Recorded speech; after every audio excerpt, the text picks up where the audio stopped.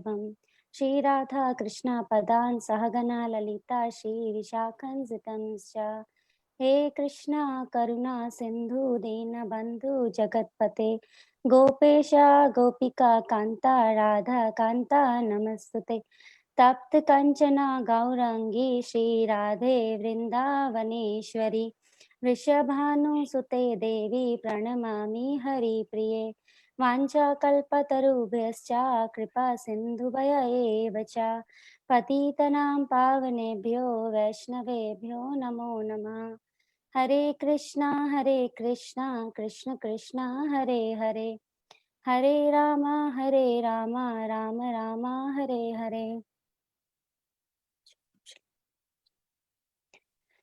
So today, as we know that we have started 13th chapter this week, and we are discussing today from the verse 8 to 12. And as we all know, Pyare Prabhu has already started this verse. So what I have planned, I will read the verse and one time, and you all can recite one time after me, and then we'll go ahead and go into the purport of Srila Prabhupada. So I'll recite now. Amanitvam adambhitvam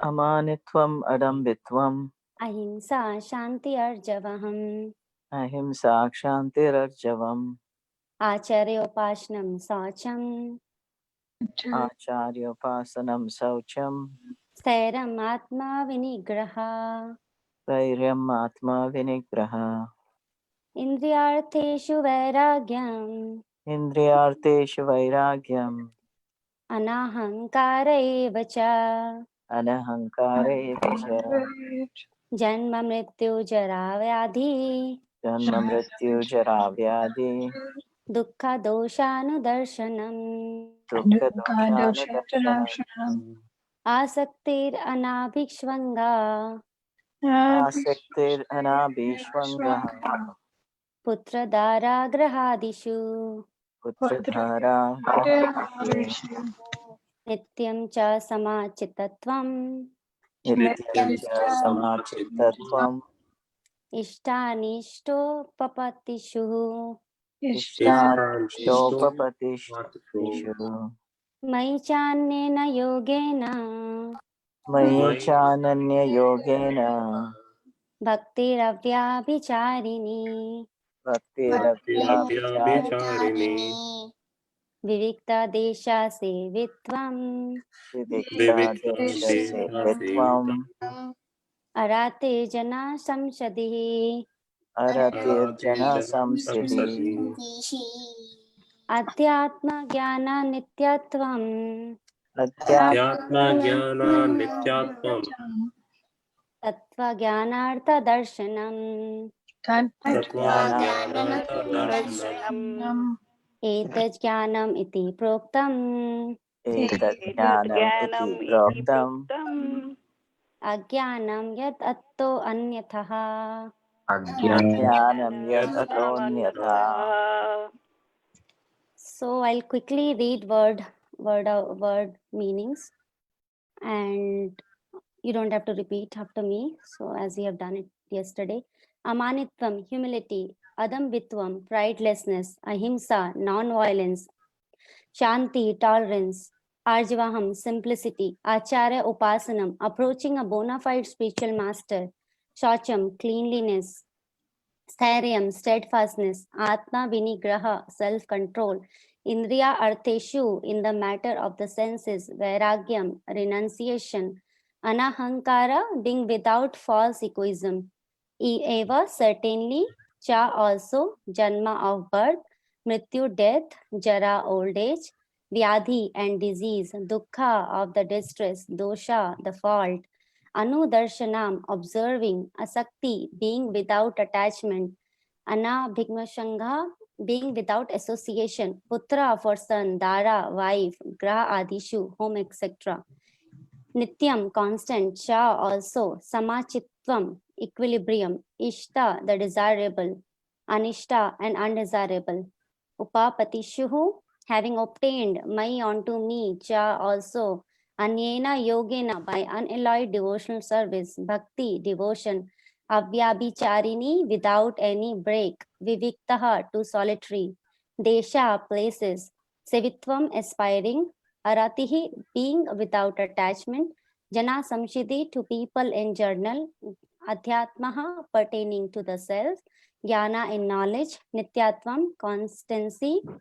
Tattva Jnana, of knowledge of the truth. Artha, for the object. Darshanam, philosophy. Etat, all this. Jnanam, knowledge. Iti, thus. Proktam, declared. Ajnanam, ignorance. Yat, that which. Ataha, from this. Anyata, other.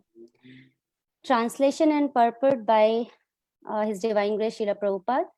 Humility, pridelessness, non-violence, tolerance, simplicity, approaching a bona fide spiritual master, cleanliness, steadiness, self-control, renunciation of the objects of sense gratifications, absence of false ego, the perception of the evil of birth, death, old age, and disease, detachment, freedom from the entanglement with children, wife, home, and the rest. Even-mindedness amid pleasant and unpleasant events, constant and unalloyed devotion to me, aspiring to live in a solitary place, detachment from the general mass of people, accepting the importance of self-realization, and philosophical search for the absolute truth. All these I declare to be the knowledge, and beside this, whatever there may be is ignorance. So, Pyare Prabhu has covered, I think, till tolerance. So, we'll be reading the purport starting from simplicity. Simplicity means that without diplomacy, one should be so straightforward that he can disclose the real truth even to an enemy. As for acceptance of the spiritual master, that is essential, because without the instruction of a bona fide spiritual master, one cannot progress in the spiritual science. One should approach the spiritual master with all humility and offer him all services so that he will be pleased to bestow his blessings upon the disciple. Because the bona fide spiritual master is a representative of Krishna. If he bestows any blessings upon his disciple, that will make the disciple immediately advance without the disciples following the regulative principle, or the regulative principles will be easier for one who has served the spiritual master without reservation. Cleanliness is essential for making advancement in spiritual life. There are two kinds of cleanliness, external and internal. External cleanliness means taking a bath. But for internal cleanliness, one has to think of Krishna always and chant Hare Krishna, Krishna Krishna, Hare Hare, Hare Rama, Rama, Rama, Rama Rama. Rama, Hare Hare. This process cleans the accumulated dust of past karma from the mind. Steadiness means that one should be very determined to make progress in spiritual life.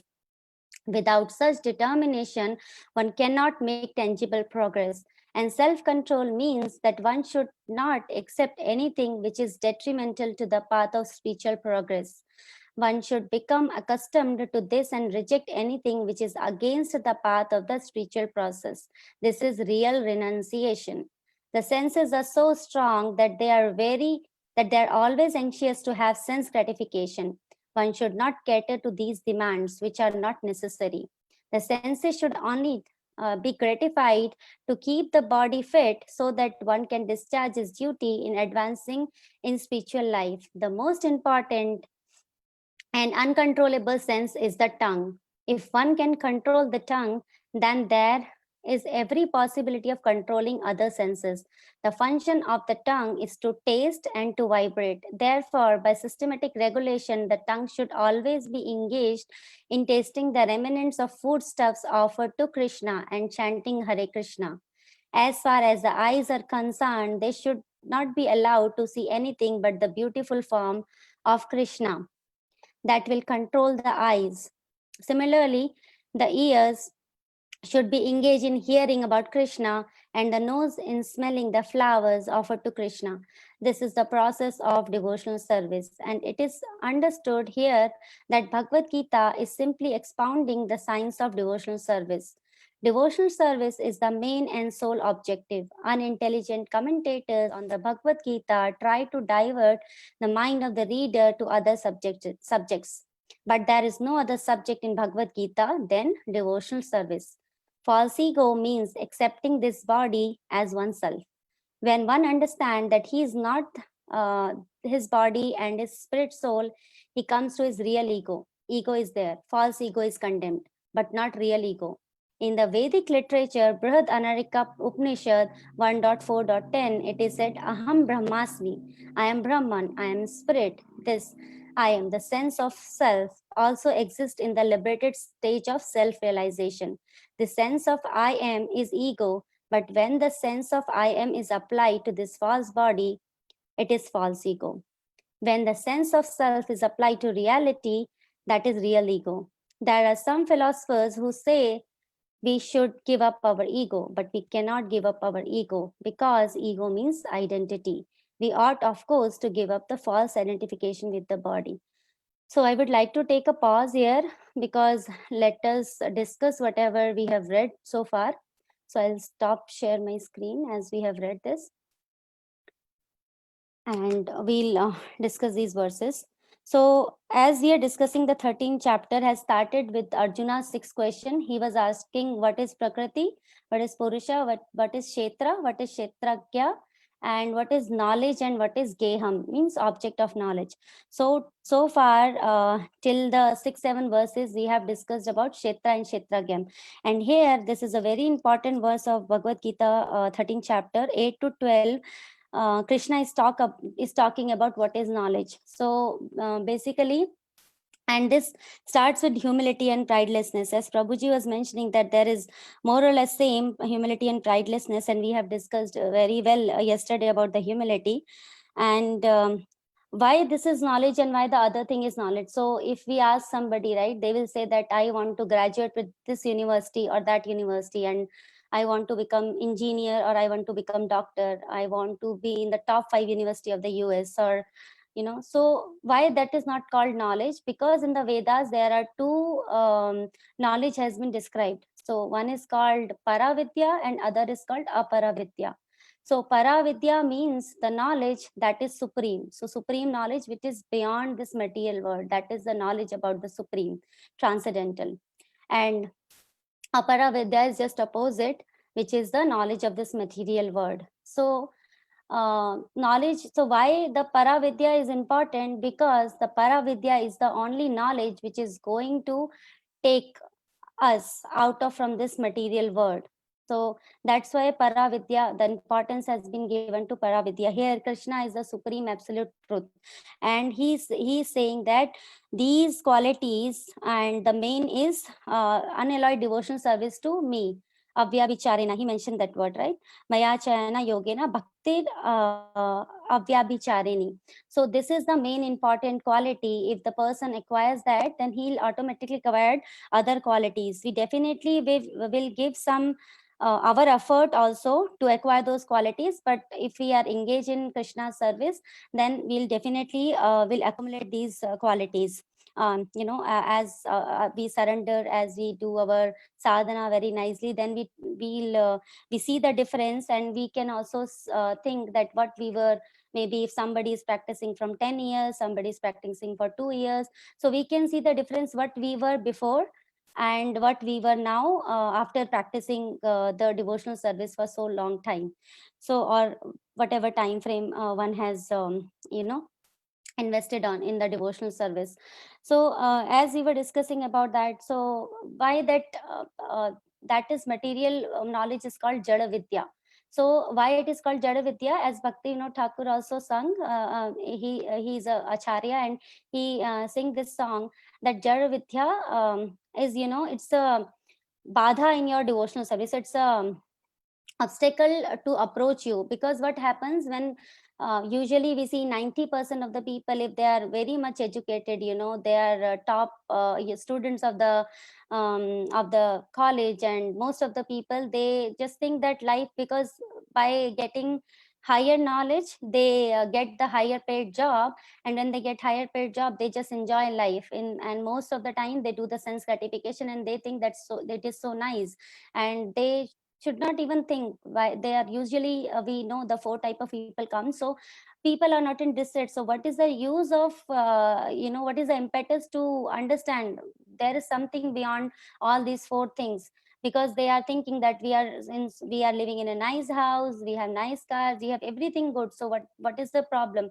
So it is not for all the person, but it is why Krishna is saying that this is knowledge, and apart from this everything is ignorance, because that knowledge will keep you bind. This word is called my Shribal praise, it's called Bhavasagar. So it will keep you rotating in this material world.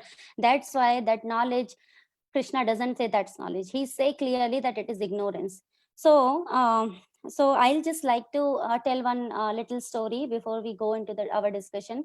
So it will help us to understand. So in the early back days in Bengal, there was not much transportation, commute like buses and trains or whatever things.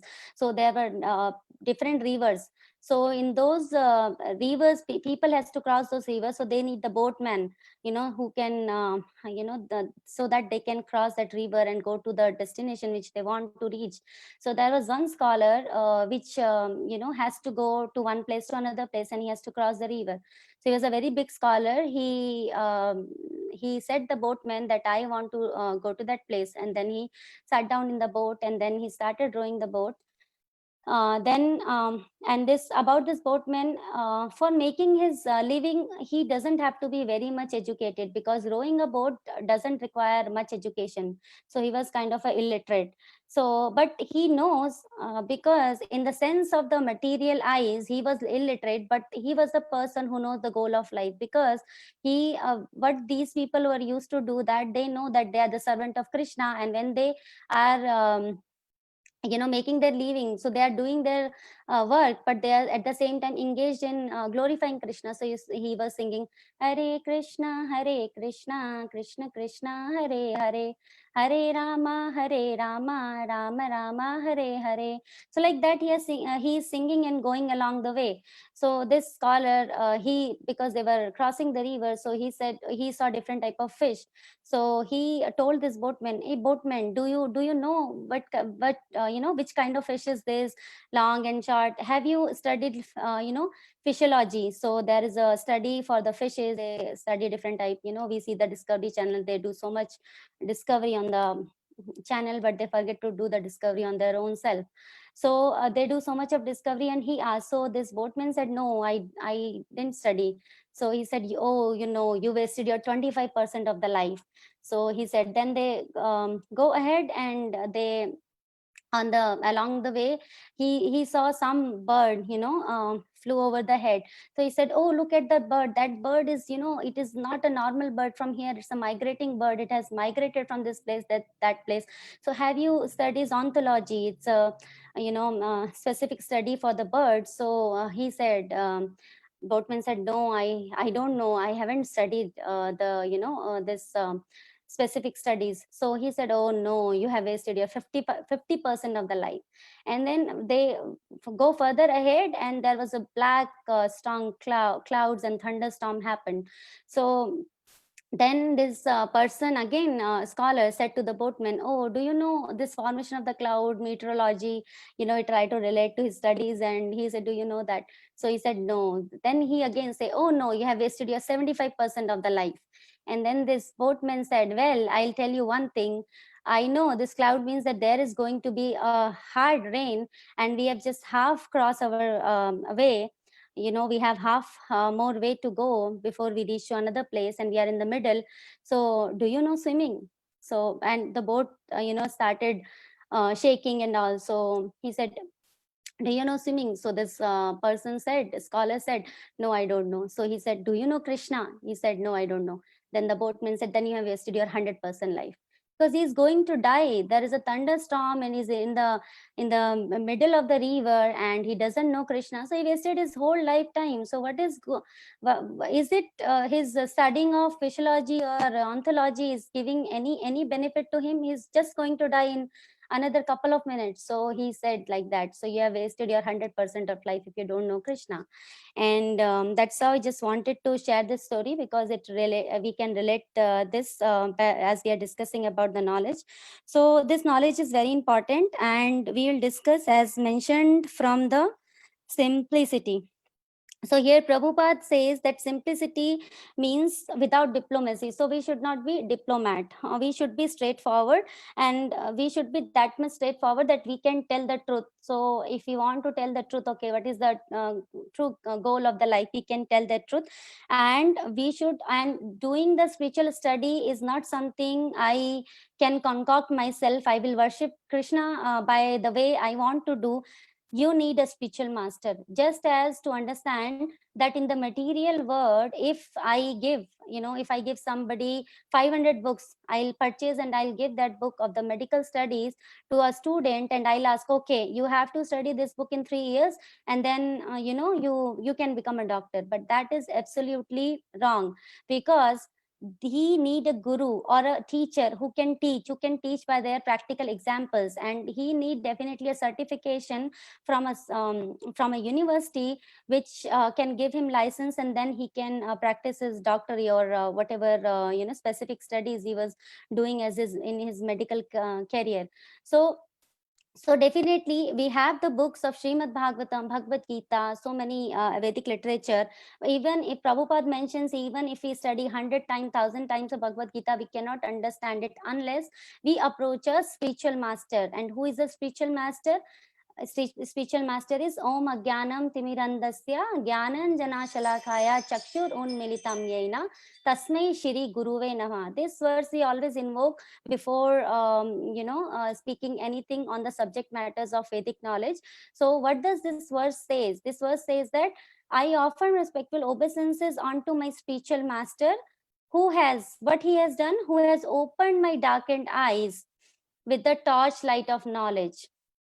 And what happened to my eyes? Because my eyes were blinded by this all ignorance, so I do not know what is the goal of life. So my spiritual master, he has opened my eyes with the torch of knowledge, and that's how I can see. So I offer my spiritual obeisances to him, and that the way I can cross over this ocean of nations, or I am trying to cross over this ocean of nations.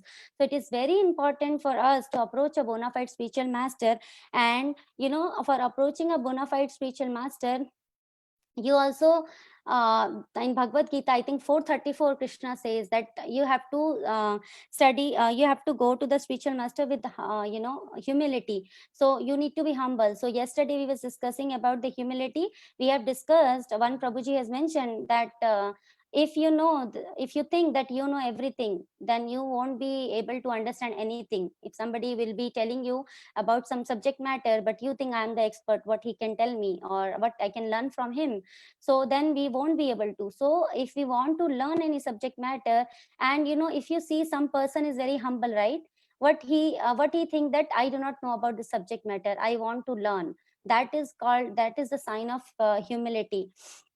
So in the humble mood, we have to approach a spiritual master, and we have to render service to the spiritual master. And then by that, if a spiritual master is pleased with us, then he can impart us the knowledge, the Vedic knowledge, and he can open our eyes with this real knowledge. So we are without the spiritual master, we are ignorant of ourselves. So that's how we need a guru in the spiritual life also. We cannot concoct any method of worshipping Krishna without approaching a spiritual master. For that matter, Sri Chaitanya Mahaprabhu, he is a supreme lord coming as a devotee in this Kali Yuga, but he is also approaching a spiritual master, Ishvara Puri. So, and as Krishna himself, he is accepting a spiritual master, Sandipani Muni. Krishna is called a Jagat Guru. He doesn't need any guru, but to show us, to set a right example, he approaches the guru, and then he take vidya from them, and then he also perform a wonderful activity. We know how he got back the son of Sandipani Muni when asked by both of them as a diksha, like you give something to guru when you have done your education. So that gift he gives. So and then So here Prabhupada is saying we have to approach the spiritual master, and we can know how we can progress in the spiritual science only by the mercy of Guru and Gauranga. So we say all glories to Guru and Gauranga. So whatever progress we are able to make, we should know that we are only able to make that progress because of the mercy of Guru and Gauranga. So here Prabhupada is mentioning the same thing. So it is the verse, approaching a spiritual master. It is the line, it says Acharya Upasanam. So you have to worship. The spiritual master is a humble servant of Krishna, and the disciple should worship a spiritual master as none other than Krishna, none other than Krishna. So he is not Krishna, but he will take you close to Krishna. He is a representative of Krishna. So he is definitely a very, very important person in our life, by which we can progress in the spiritual science, or by which we can understand ourselves. Otherwise, we are in ignorant. So, and it is called Uttama. So what is Uttama? Uttama means, Tama means ignorance, and Ut means, Uttama, right? So Ut means out of it. So who takes out? So Uttama knowledge. What is the Uttama knowledge? The knowledge which is given by Krishna in Bhagavad Gita. And I would also like to read little lines from Srila Prabhupada. How wonderful he has written this line. It is in the starting of the 8th canto, 1st chapter. I am continuously trying to publish books as suggested by my spiritual master. Now, in this year 1976, I have completed the 7th canto of Srimad Bhagavatam, and a summary of the 10th canto has already been published as Krishna, the Supreme Personality of Godhead. There is a book called Krishna, the Supreme Personality of Godhead. Prabhupada has given the summary of the 10th canto. Still, the English canto, still the 8th canto, 9th canto, 10th canto, 11th canto, and 12th canto are yet to be published. On this occasion, therefore, I am praying to my spiritual master to give me strength to finish this work. I am neither a great scholar nor a great devotee. If you see, Prabhupada says that, what is our position? I am simply a humble servant of my spiritual master, and to the best of my ability, I am trying to please him by publishing these books with the cooperation of my disciples in America. Fortunately, scholars all over the world are appreciating these publications. Let us corporately publish more and more volume of Srimad Bhagavatam just to please His Divine Grace, Srila Bhakti Siddhanta Saraswati Thakur. So we read this statement. This is so heart touching, that how Prabhupada is, giving all credit, and he is just saying that I am the humble servant of my spiritual master. So this is how we should take the mood of the great Acharya, because Acharya is the one who teaches by example. They show us the path, and they go along the path. They are not just show the path. They are just following that path, and that's how they are able to show us the path, and that's how we are able to follow the path. So this is, we have discussed about simplicity and Acharya Upasanam. So how we should worship Acharya, or a spiritual guide, or a spiritual master. And then Prabhupada mentions about cleanliness. So cleanliness has been mentioned about two types. One is external cleanliness, and other is internal cleanliness. So for external cleanliness, as we have also discussed in 12th chapter, devotional service, Prabhupada says in one of the purport that a devotee should take bath twice a day minimum. And he says a devotee should take 2 to 3 times bath a day, and that's how he's so much clean outside, and he put tilaka, and he do lot more service to Krishna. So he doesn't want to be unclean. He want always to be clean. So a devotee naturally has to be very clean, because he want to serve Krishna. So that's how we have to make ourselves clean by external by external activities. And for internal cleanliness, it has been mentioned that we have to chant the mantra, Hare Krishna mantra, Hare Krishna, Krishna Krishna, Hare Hare, Hare Rama, Rama Rama, Hare Hare. So by this mantra, what will happen? Cheto Darpana Marjanam. As our Sri Chaitanya Mahaprabhu in his Siskashtakam first line, he says that by your heart will get pure, clean. Why? What is the problem with the heart? So many anarthas are there: lust, greed, anger, pride, illusion, false ego, envy. All these anarthas are there in our heart. So because we are touch with the material nature from time immemorial, and we do not know our Sarupa, we do not know we are the servant of Krishna.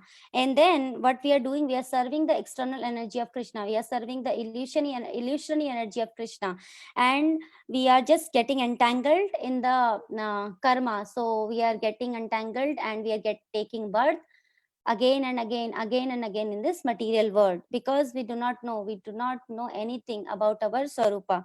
So that's how we, cleanliness makes us clean. So the process is very simple: external and inward cleanliness. So there is no other way, no other way than to chanting the Hare Krishna Mahamantra in this age of Kali. Then only we can understand, we can get rid of all this anartha, and we can purify our senses, and by the purified senses we'll be able to do the devotional service in a more appropriate way. So, and we'll discuss the next part of the knowledge, and these are the 20 items of knowledge Krishna discussed, and this is the steadiness. So what does Prabhupada mentions about steadiness? He says that steadiness, one should be very determined. So if I'll give you the example, if you have a flight tomorrow to catch up at 5 o'clock in the morning, and it's an international flight, how much determined are you not to miss that flight? So, or you want to board that flight on time, so you want to be at the airport 2 or 3 hours before, and so that you do everything in the night, you pack your bags, everything you do properly, so that you will, from your side, you will not put any, you will not lose a 1% of the effort, so that unfortunately you miss the flight. But some other circumstances may be there, flight get cancelled or other things, but you will put your 100% so that you won't miss the flight. So similarly, steadfastness is very important, very important to determine. We have to make effort to get determined, how can I make progress in my spiritual life. So that determination is needed. So Prabhupada also says that without determination we cannot make any much progress. And what will happen to be steadfast, what we have to do, we have to do self control. So there are senses, there are sense objects. So there are sense, we have our senses, eyes, nose, ear, you know so these senses have sense objects. So when they meet together, we find that's a pleasure. But in Bhagavad Gita itself, it is mentioned that it initially, sense, the sense object contact looks to be happy, but it comes out as a distress, because what's happening, it is bonding us to the bodily conception of life.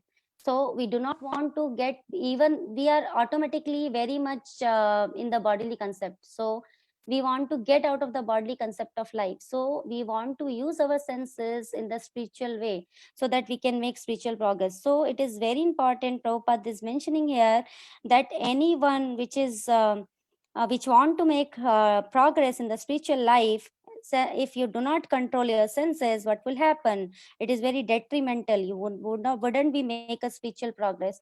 So it is like you are lighting the fire to cook the food, but at the same time you're pouring of the water. So then what will happen? Your food will not get cooked, because you want to cook a food, but what you are doing, so you want to make a spiritual progress, but at the same time you're lighting up the fire, but you're pouring over the water. So if you are involving in the sense gratification, then you are pouring that water, so your progress will it your progress wouldn't be there. So it will be very detrimental towards spiritual progress. And one should be accustomed. So what happens is Hare Krishna Mahamantra is do's. So anukulasya sankalpa, ratikulasya varjanam.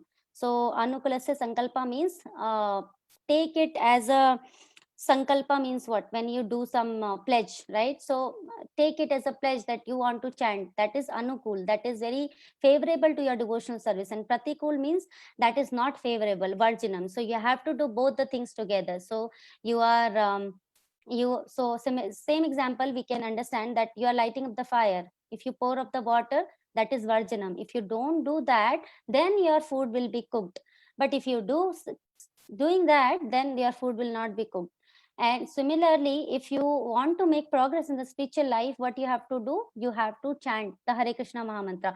But at the same time, you have to avoid the unnecessary thing which are detrimental or which are rejected, which you should reject. if you want to make progress in the spiritual life. So, and what are the things Prabhupada has mentioned here? And this is called real renunciation. So real renunciation is not I will renounce my house, I will renounce my car, I will renounce my husband, wife, mother, father. It is renouncing the tendency to involve your senses for the sense gratification. If you engage your same senses, and Prabhupada has nicely mentioned here, right? If you engage your senses in service of Krishna, then your senses will become purified. Then these senses will be the cause of your liberation. But the same senses could be the cause, and these are the cause because we are taking birth again and again this material world. So here Prabhupada is saying that the most important and uncontrollable sense, what is that? Tongue. So with tongue, what happens? We speak. We need a tongue to speak. So what we speak, we speak nonsense thing.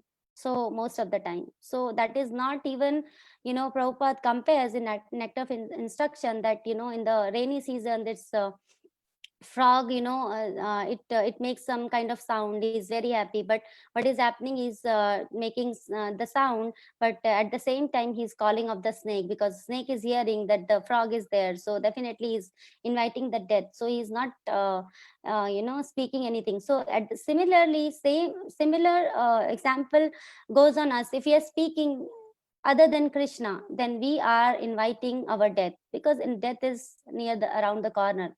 Just few years, we don't know, even few years. So as we have already discussed couple of times, we don't know when it's going to arrive.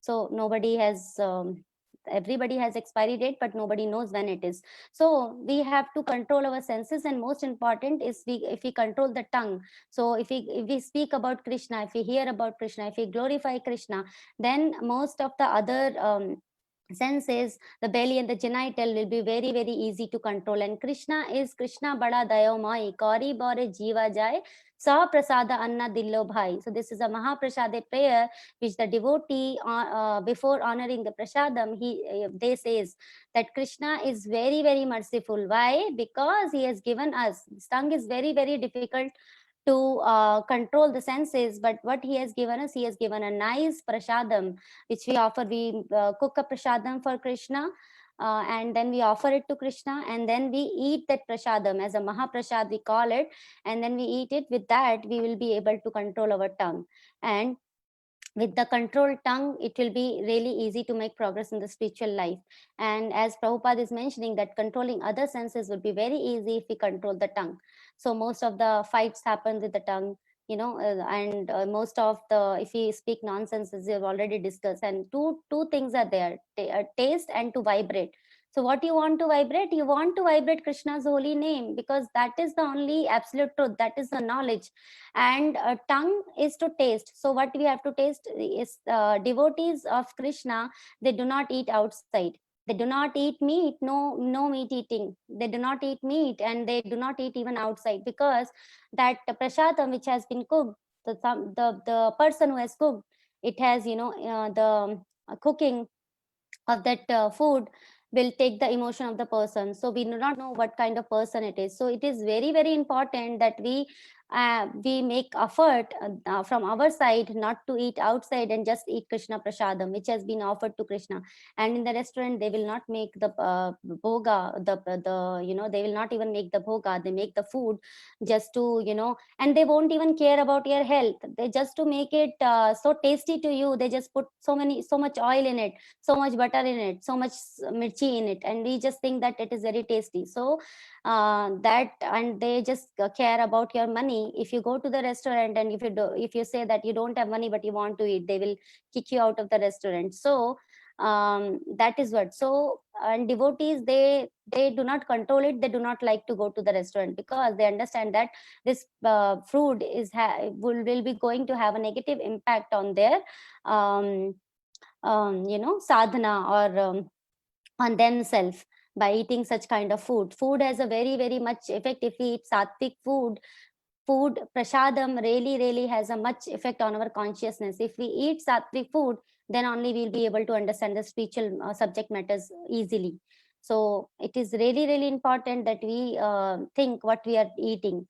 So therefore, by systematic regulation, the tongue should be always engaged in tasting the remnants of food stuff offered to Krishna and chanting the Hare Krishna mantra. So Prabhupada is giving, so tongue, what you do, you have a tongue as your sense. So how you control? You chant Hare Krishna, you eat food stuff offered to Krishna.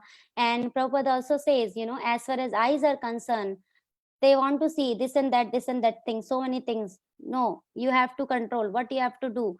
You should not allow anything to be seen by that eyes. You should see the beautiful form of Krishna. And if you see, you decorate the beauty of Krishna, then this beauty of this world is nothing, nowhere compared to even the heavenly planet people. Then what to speak of Krishna as Sachitananda body. So when we see Krishna's beautiful form, and we cannot see Krishna with the material eyes, but Krishna is so merciful that he has appeared in the form of Archa Vigraha, and devotees are so kind. In our temple also, Jiva Mataji and other devotees who do the service of deity dressing, they decorate them very, very, very, very nicely, and it is so pleasing to look at the Lord. So other temples also of ISKCON, they decorate the deity so beautiful. Every day they do this service to Krishna. So that will control the eyes. Similarly, the ears, what your ears should do. So ear want to hear this and that, but what you have to do, you have to engage your ears just to hear about Krishna. And the nose in smelling the flowers. So when we were having our program in the temple, we have this we have this flowers we give everybody to, we have offered to Krishna, and everybody get to smell that flower. So that is you are doing a devotional service. Even though a person who has come to the temple first time, he doesn't know, but he has performed some service, because Prabhupada says that these are the process of devotional service. So nicely, even if a person comes once in the temple, he is doing devotional service without his knowing. And it is understood here that the Bhagavad Gita is simply expounding the science of devotional service. Bhagavad Gita do not speak any of the subject matter other than devotional service to Krishna. And Prabhupada mentions there are some other commentators who try to, say that Bhagavad Gita says this and that, this and that, this and that, but no, Bhagavad Gita just speak about the devotional service to Krishna. And we know so many verses Krishna says, Bhakti amamami janati, yavan yaschashmi tattvataha. So only by devotional service you can know me. And this verse also, it says, by unalloyed devotional service to Krishna. So here we have discussed, and then we'll discuss about false ego. So what is a false ego? So false ego means, as we were discussing, that who is the knower. So if a person is there, he just know all in all about the body. He do not know, okay, there is a soul. Oh, there is not even a soul. There is a super soul inside every living entity. So people talk about the peace and prosperity, but they kill other living entities. So these animals are also animals, and also these are the living entities. So how a devotee get good qualities? By engaging in devotional service to Krishna, because he understand what is knowledge. So he understand that this small ant, so maybe earlier when we were not in Krishna consciousness, or maybe some people, they kill the ant, they kill so many living entity, but they are not meant to be killed. And devotee is very careful not to even kill an ant also. So because he understand that the devotional service, that by devotional service, he understand that every living entity has soul and super soul inside it. So my Lord Krishna is there. So he's sitting as a Paramatma. So false ego means accepting this body as oneself. And when one understand that he is not this body, is a spirit soul. So what is my real identity? My real identity is a spirit soul. And Prabhupada says that some people say give up the ego. No, ego cannot be given up. Ego means, Prabhupada clearly says that it is identity. False ego should be given up. What is a false ego? I am identifying with the body. I am doing all the things to, satisfy my body. So I'm using my senses only to satisfy my body. So why? Because I'm in the bodily conception of life. I do not know something higher exists. So we have to give up the idea of idea of bodily conception of life. And here Prabhupada is mentioning that in the Brihad Aranyaka Upanishad, it has been mentioned for 1.4.10 that Aham Brahmasmi. So I should understand what I am. I am the Brahman, I am the spirit. So, and then if we understand what is our, okay, if we understand I am Atma, some people, I know one Prabhuji, he always mentions that some people in India, they say, ha, hum to Atma hai. I mean, we are Atma, we know, we are soul, but they doesn't do anything about it. Just knowing will not help. Okay, just if you want to eat a nice cake, and if somebody B person comes to you and say, okay, these are the ingredients needed, and he even mixes up and give you everything, together, flour, butter, everything, whatever is needed to make a cake, he does that, and you just need to put into the oven so that it bakes up, and you just need to eat. So even that process, you have to just put it into the oven. And similarly, we have to we have to put ourselves into the into spiritual activities, so that we are not putting ourselves into the oven. But for making a cake, I'm just giving an example that for making a cake, we have everything ready. So this person said, okay, you are a soul, and if okay, I'm the soul, I understand, but they say person doesn't want to do anything about it. So then your cake wouldn't be ready, and then you wouldn't be able to taste what is the higher taste. You'll just thinking, okay, I'm the soul, but you don't have to do anything. No, it is not like that. When we understand that we are the soul, then we have to work around it. So we have discussed this, and I'll just read one more paragraph. I think we have time, so I'll cover this. And then one should try to understand the distress of accepting birth, death, old age, and disease. There are descriptions in various Vedic literature of birth. In the Srimad Bhagavatam, the word of the unborn, the child's stay in the womb of the mother, its suffering, etc., are all very graphically described. It should be thoroughly understood that birth is distressful, because we forget how much distress we have suffered within the womb of the mother. We do not make any solution to the repetition of birth and death. Similarly, at the time of death, there are all kinds of suffering, and they are also mentioned in the authoritative scriptures. These should be discussed. As far as disease and old age are concerned, everyone gets practical experience. No one wants to be diseased, and no one wants to become old, but there is no avoiding of this. Unless we have a pessimistic view of this material life, considering the distresses of birth, death, old age, and disease, there is no impetus for our making advancement in spiritual life. So what is this line in our verse? Janma mrityu jara vyadi dukkha doshanu darshanam. So what is the real problem of life? So let's say for the for commuting from one place to another place, the modern scientists, they have solved the problem. You can reach very, you can reach, you can go in the car 70 miles per hour, then you can reach the destination soon. But at the same time, what problem has created, that you can at any time get into the accident if by not your mistake the other person is driving the car there in the highway. He would be he would not be paying attention, and then you can get into the accident. So by advancing in the modern science wouldn't solve. So what is the real problem of life? Real problem of life is birth, death, old age, and disease. I have heard some people say that, oh, Bhagavad Gita, how it is relevant? It is spoken 5,000, even more than that, 5,000 years ago. But no, why Bhagavad Gita is still will be important, and it's going to be because the miseries are same which were there in 5,000 years back. What are the actual misery of this material world? That is, Prabhupada always mentions birth, death, old age, and disease. So who sees, okay, what is the problem in this material world? Why I'm suffering? Why I have to, is anybody want to grow old? I haven't seen any person who may want to grow old. If you ask somebody, they'll say, no, I don't want to grow old. But you see, by the time passing, your hair started, you'll have gray hair. People do dying, okay, can help them to see them in the mirror, to satisfy them that they're looking young. But the reality is reality. If you are 63, you are 63, even though you look 10 years younger by doing these things.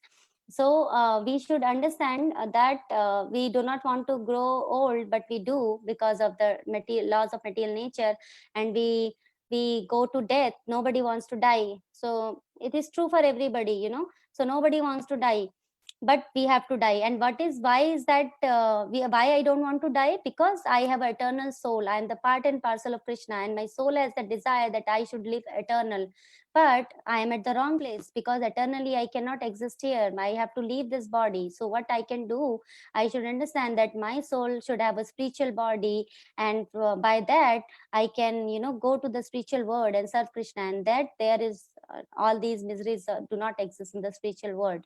So, and it has been mentioned in the, I would highly recommend, if somebody on the group, if they doesn't have Srimad Bhagavatam, because Srimad Bhagavatam is the it's a very beautiful book. It has very beautiful Vedic literature which has been written by Vyasadeva, that it gives you every detail of everything.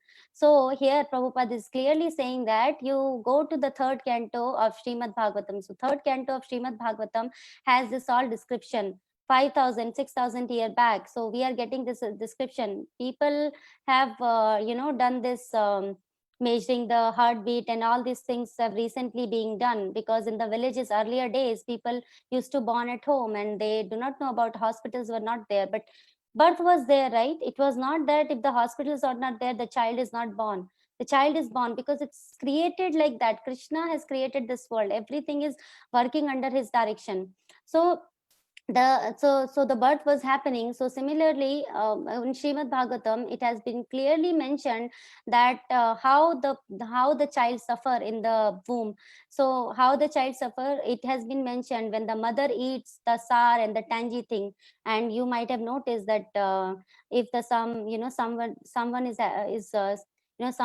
some is about to become a mother, a lady is about to become a mother, she will have the cravings of eating some chatpata, very tangy and very, chili thing. But what happens with that?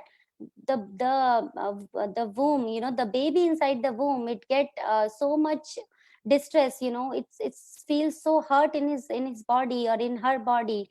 So it will be very difficult. And the nature has been said in this material world that mother wants to eat, and then it has, and if she eats, if the people doesn't know about this description, they go on eating, and then the child suffer inside the womb, and we become very happy that okay, I'm going to become a mother, or we are going to become a mother. So the child suffer very hard. So if the child is small, when the soul has entered, the body has start developing, and we should know clearly that without the soul in the body it cannot grow. So it's just the matter. So if sometime child, it's very unfortunate, sometime child born still, so that is means the soul has already left the body. So how cannot we see the soul? We can perceive the soul with so many things, but we are so ignorant if we cannot perceive the soul. So we are in a mode of ignorance. We do not know what is right is right, and we think wrong is right. Like that, the people are in the mode of ignorance. So if we do not understand, so here what I was saying is about the child in the womb. So the child suffers very much, and if the child grows, he has to be packed in the small womb, and then it will be very much difficult for the child to turn around, and to do activities. And why the child cries? If anybody thought about it, why the child cries when it comes out of the womb of the mother? And it has been also mentioned in Srimad Bhagavatam that the child in the womb prays to Krishna. He remembers every lifetime what he has gone. But as soon as he touched this material world, he just forget everything.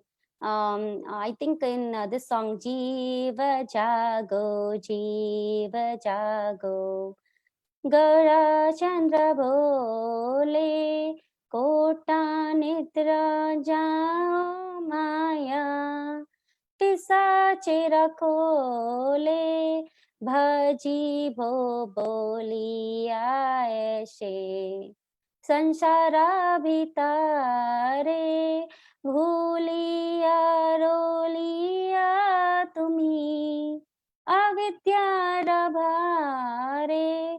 This is a very, very beautiful song.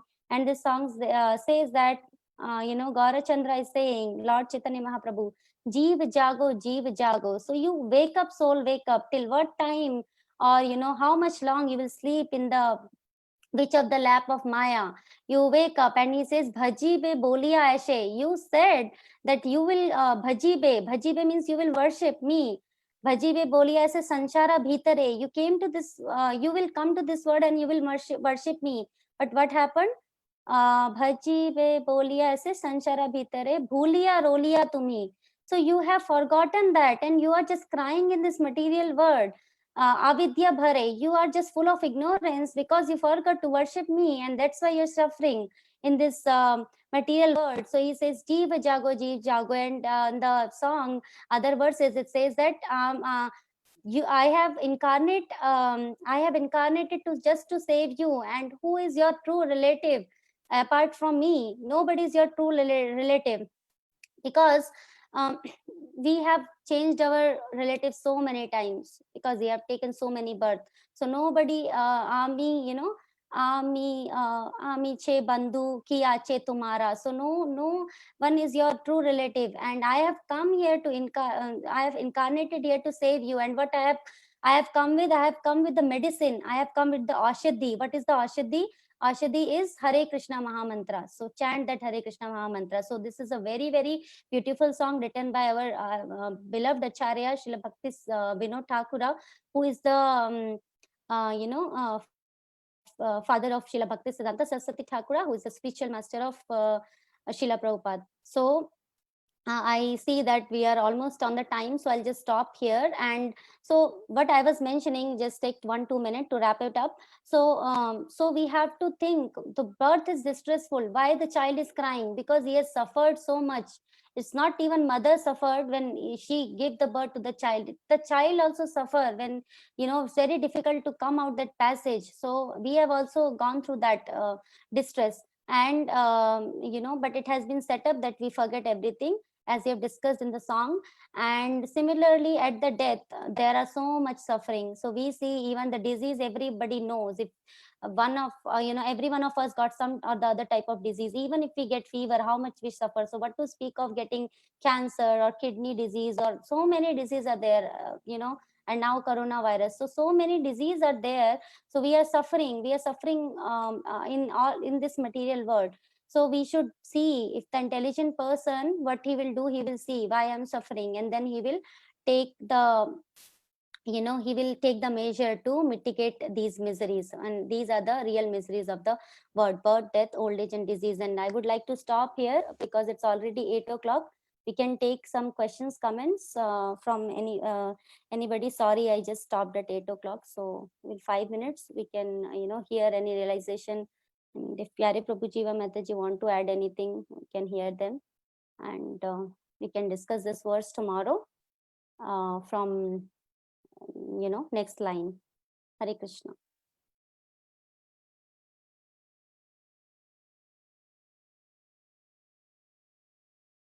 Hare Krishna.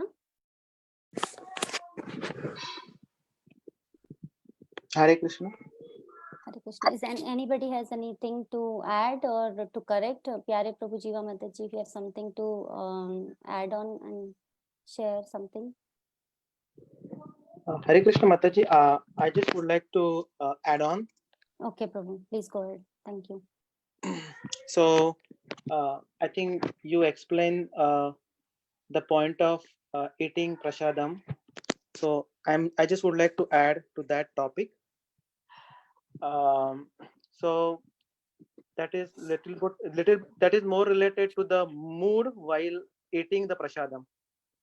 So when one accepts the prasadam only because of its palatable taste, and thus he eats too much, then he falls prey to trying to satisfy the demands of the tongue.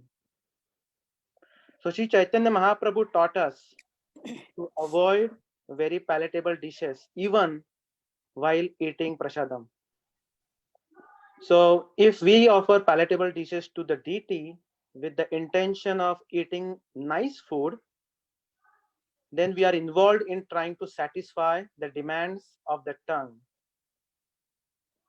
And in the Chaitanya Charitamrita, that is Antya Lila, it is stated, Jivara lalase yai iti uti dhaya, Shishnodara parayana, Krishna nahi paya. So that person who runs here and there seeking to gratify his palate and who is always attached to the desires of his stomach and genitals is unable to attain Krishna. So this is a little bit, this is some lines I read from Nectar of Instruction, text 1, which is more about the mood while taking the prasadam. Thank you, Mataji. Thank you, Prabhu. Hare Krishna. So Prabhuji has nicely explained that Chaitanya Mahaprabhu is saying that whoever the person who is running here and there just to gratify his belly and genital, he cannot attain Krishna. So it's very important for us to understand how important it is to control our senses. If we want to lighter over this material world, then it's up to us. But if you want to attain Krishna, then we definitely have to do whatever has been prescribed in Bhagavad Gita. So anybody has anything else to add? I'm not sure if Pyare Prabhu and Jiva Mataji are there. So if somebody else has, so we can wait for 1-2 more minutes and then we'll wrap it up. If somebody has nothing to say, then we can wrap it up. But is there anything wrong in offering something to Krishna that, somebody in your family wants to eat something? I mean, obviously you're making something for the family, but you're not just, you're still going to offer it to Krishna. I don't think there is anything wrong in that. So Mataji, there are different stages. What happens, right? So there is a delay and there is called the drop. So I forgot, I think, one of the stage, but I can try to explain. There is nothing wrong because we have to act according to our stage. So delay means, let's say if I want to, eat anything outside, or if anybody wants to eat anything outside, so they just say that, okay, first I will chant my rounds. If a new person, they chant 4 round 8 and then I'll go out and do. But if a person, most of the time we are on the same status which you are mentioning, that our kid wants to eat something or we want to eat something sweet or whatever, so we make and we offer to Krishna. There is nothing wrong. That is a stage which we are in. But ultimate stage is called drop, where we just drop our desire and we just think about Krishna, what Krishna would like to eat, and that comes along when we go along in our bhakti. But there is nothing wrong if we want to eat anything and we make and offer to Krishna. Nothing wrong in that. Well, anything that's acceptable to Krishna. Acceptable, yes, nothing wrong. That we have already know. I think we have already set up the example. Whatever Krishna, we cannot offer meat to Krishna. Krishna doesn't say anywhere in the Bhagavad Gita, or we cannot offer, whiskey to Krishna. If somebody says, okay, I'll offer and then I'll drink. No. So no intoxication, no meat eating, no illicit sex, no gambling. So these things are definitely a no. And they are also, Prabhupada says that they are the regulative principle of freedom. It is not a no, it is the regulative principle of freedom. So yeah, nothing wrong, Mataji. So as you've understood, different stages we are in. So okay, I think nobody has anything to say, so I'll offer the pranams and then we'll wrap up. Vancha kalpatarubhyascha kripa sindhubhaya eva cha patitanam pavanebhyo vaishnavebhyo namo namah. Hare Krishna Krishna Krishna Hare Hare, Hare Rama Rama Rama Hare Hare. Thank you.